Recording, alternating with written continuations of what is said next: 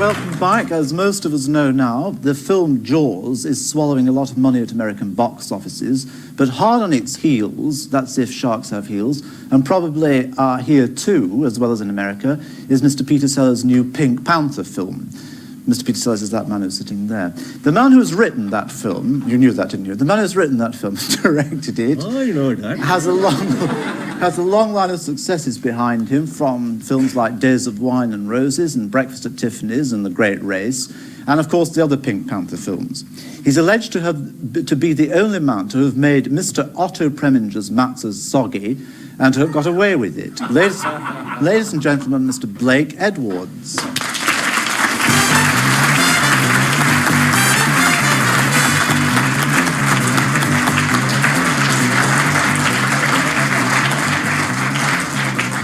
How do you pronounce M-A-T-Z-O? Matzah. Matzah. And they're sort of biscuity things, are they? Yeah. Mm-hmm. Now, how come that Otto Preminger's matzahs were wet? Otto's matzahs are always wet. That was a... He likes them. Like yes, that. I didn't have anything to do with that. I'd rather not go into that, to tell you the truth. Really? I may run into Otto one of these days, and you never know. It'll hurt him, won't it? Yes, it will. Who discovered Clouseau? Where was he? I mean, was he walking down the street, or was he in your mind, or did you find him? Clouseau began when a writer named Maurice Richland and I put him together. But I want to clarify that, because the luckiest thing that ever happened to me was when he had to be replaced in the film. Another very prominent actor was supposed to do it and didn't. And in desperation, we said, my God, who can do this? We were ready to shoot in Rome. And as luck would have it, he was available. Now, I didn't know Peter. I knew of some of his early films and had a great appreciation for him. And when Peter came in, we met at the airport, and on the way back in the car, the character that you see now got his roots. We both discovered that we had the same strange kind of comedy view of things. I don't know how strange it is, but it's not the norm, I wouldn't say. And we both looked at each other and said that we've got nothing to lose, let's try it. We were turned on by each other.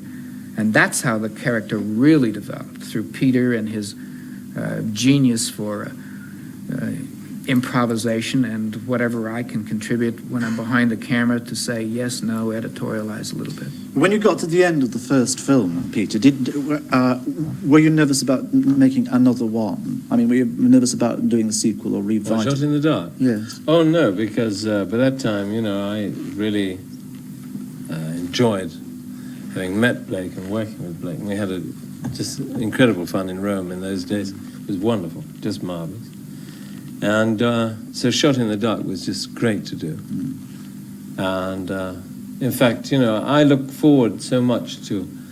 I just recently finished another film, I mean, which I enjoyed myself on, but I mean, not quite in the same way. I mean, we have such an enormous amount of fun when we work. I mean, it's such great fun to do it and to have giggles and to do what you want to do and enjoy doing your work. I think if you can say that you really enjoy doing your job, it just must be the best. You know? You have documentary evidence of your enjoyment, don't you? Yes, we certainly do. I mean, do you make this? Do you make a habit of collecting bits off floors? Well, yeah. Yes, I try to keep everything that doesn't go well, and I have quite a library now. You do realise, don't you, that you will in fact shortly have a full-length film on your hands? Oh, we have now. Bits. Oh, you do? Oh, yes. Yeah, Bits off the a lot floor. of stuff, yeah. And it would be hysterical, would it not, if it became a kind of box office... I'm sure it would be a big box office draw. I don't know whether it would hold for that long, because truly, when you see people making mistakes and breaking up themselves, it's excruciating, but there's a sameness about it over a period of time. And past a certain point, I'm not sure whether it would maintain that humor. Well, before we get past that point, can we roll a bit of this stuff that's come off your cutting room floors? Well, if we needed any proof that you all had a good time doing it, there it is in celluloid. Yeah. Though, Blake, Yes. well, how near to hair tearing were you at the end? Oh, no, never near that. No, hair tearing, no. I have to be resuscitated, maybe. You know, give me some oxygen or something. But you can hear David say, who's laughing in there? And that's me. And at one point, Peter points at the floor, and I'm lying on the floor. No, I'm as bad as any of them. It actually makes one, people are watching it, a bit jealous that what one seriously thinks of filmmaking and movies as getting up at 6 o'clock in the morning and a lot of seriousness and a lot of... Well, there is that, a lot of that, but this it generally is a result of that. It just gets to be too much sometimes, and tension builds, and you run into Emile Flournoy, and he could never get it out. Because the great thing is, Blake never says don't laugh because he's the first to go anyway.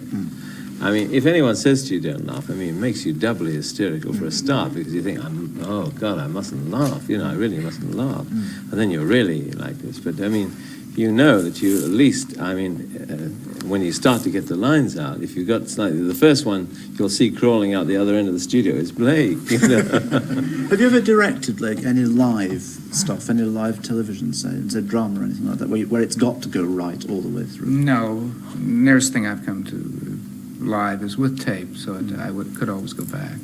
Anything like that.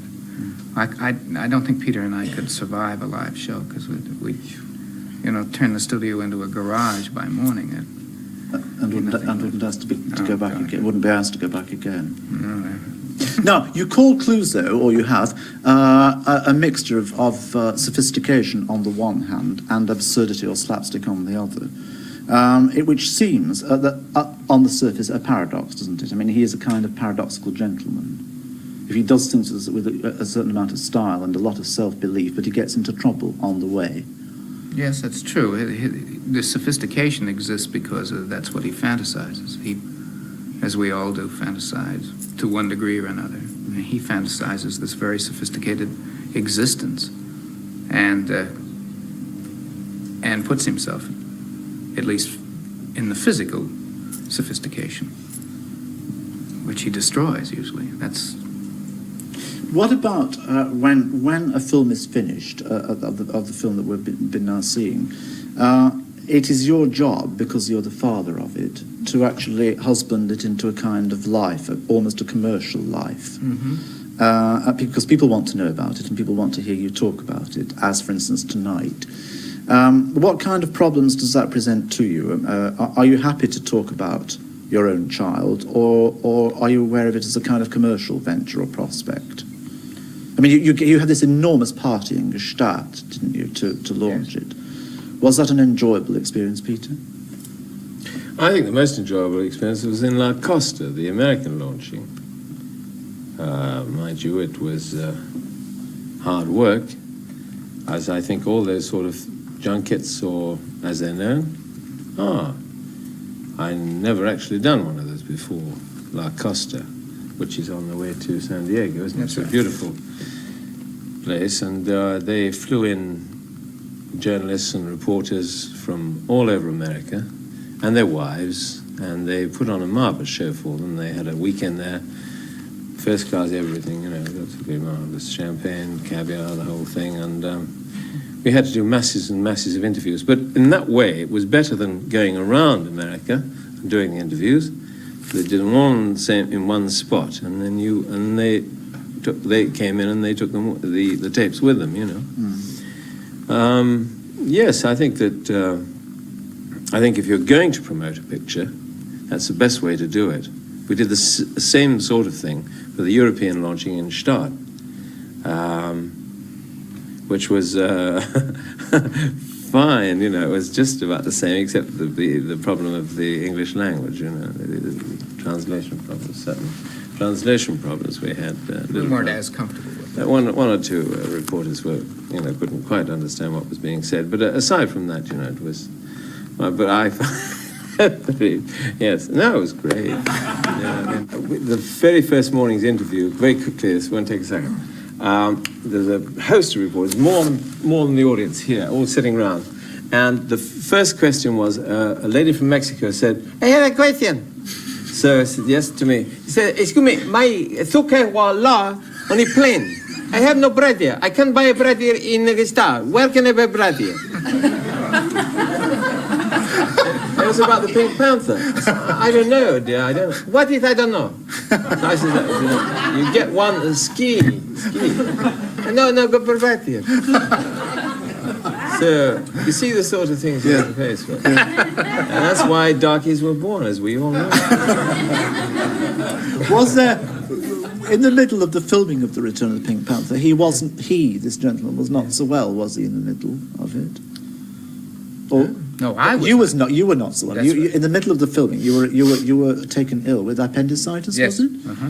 That was very careless of you in the middle of the shooting. And I thought it was Trying to give it up, huh? yes. That's a real Clouseau story. You know, whenever we begin these, and it's God's truth, things happen to us that are very Clouseau-like. And throughout the picture, things happen to us. And that particular morning, I went to work and I had this pain. And by evening, I was really doubled over. And I was taken to the hospital.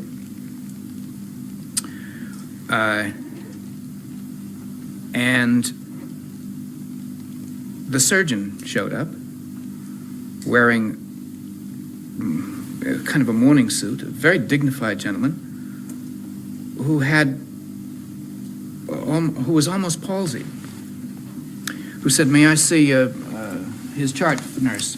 And the chart went all over the place, and I thought, Sellers has gone out and hired one of his friends to come in, and I thought, what a ridiculous time to do. I'm in agony, and then a few minutes later, the anesthetist came in, who had been called out of a pub, and said, "Well, you know, stoned out of her head. Well, how are you? You have any allergies or anything?" And I thought, oh, they're doing a terrible number on me right now. Turned out it wasn't so, and they gave me the stuff, put me out, and off my wife and I went to go to the operating room. Now, we were in the private ward, and the man pushing me on the gurney didn't know how to find his way to the other part of the hospital because they weren't using the operating rooms in the private ward. And he, with my wife running ahead, opening doors, got lost down in the basement. This is the truth. And at one point, the gurney got away from him and was running down a ramp with me on it, and I was yelling, "Gung-ho, Ben Casey!" And she threw the doors open, and I went sailing right into a pile of boxes, this whole gurney.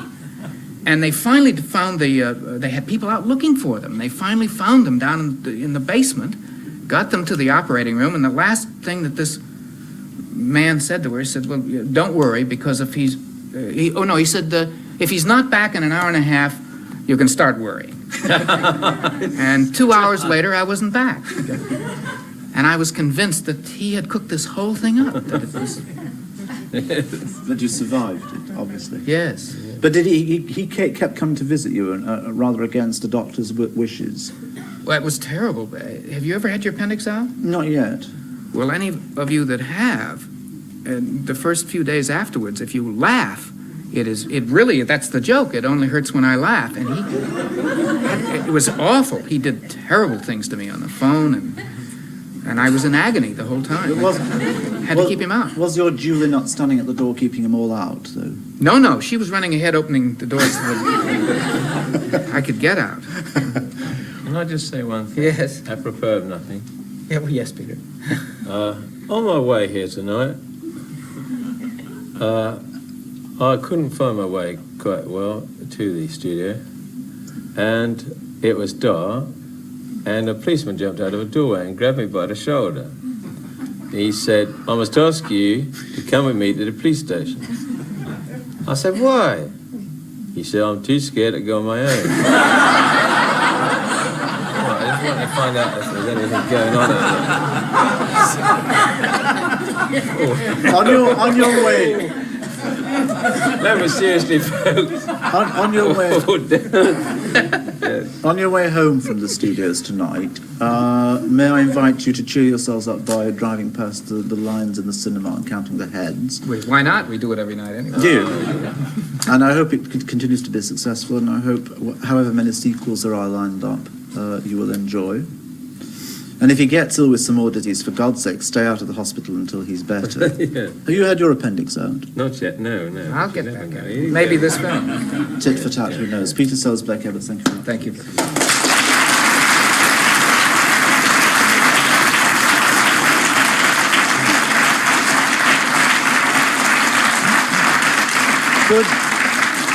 Good night from myself, good night from Peter Sellers, good night from Blake Edwards, good night from David Lodge on the front row, good night from the invisible, thank God, Bert Quark. See you all same time next week. Till then, night.